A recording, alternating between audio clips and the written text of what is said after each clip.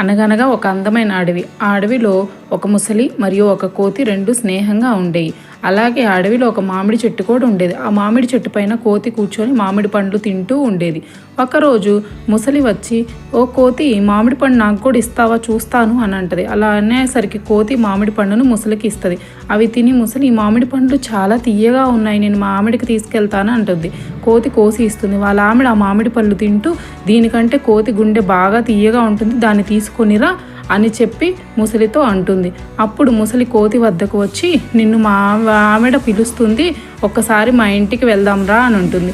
సరేనని కోతి ముసలి మీద ఎక్కి వెళ్తుంది. దారి మధ్యలో ముసలి అంటుంది, గుండె బాగా తీయగా ఉంటుంది, మామిడి తినాలంటుంది, అందుకే నేను నిన్ను తీసుకెళ్తున్నాను అని చెప్పి.